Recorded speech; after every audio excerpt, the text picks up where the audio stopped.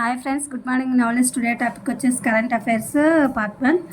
Let's start the topic. రాజధాని కోసం phase 2 భూమి సమీకరణ. రైతుల విజ్ఞప్తి మేరకు ప్రతిపాదనలు సిద్ధం చేస్తున్న ప్రభుత్వం ఇప్పటికే మంత్రి నారాయణను కలిసి భూములను తీసుకోవాలని కోరిన రైతులు ప్రస్తుతం రాజధానిలో వివిధ అవసరాలకు పోగా మిగిలేది 2,000 ఎకరాలే. స్థలాల కోసం సంస్థల నుంచి పెరుగుతున్న వినతులు, భవిష్యత్ అవసరాల మధ్య మరింత భూ సమీకరణ కసరత్తు. మెజారిటీ రైతులు ముందుకొచ్చి గ్రామాల్లో ప్రారంభం. విమానాశ్రయానికి 4,000 ఎకరాలు. సమగ్రాభివృద్ధి ధ్యేయము. మంత్రి నారా లోకేష్ గారు వెల్లడి. మంగళగిరి సమీపంలో చినకాకని వద్ద 100 పడకల వైద్యశాలకు శంకుస్థాపన.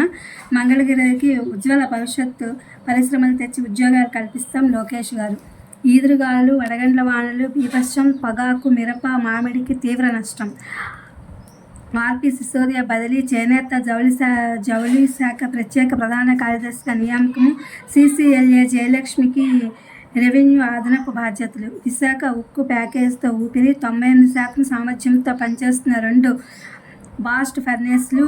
రోజుకు సగటున 13,485 టన్నుల ఉత్పత్తి. 2024-25 ఉక్కు వార్షిక నివేదిక.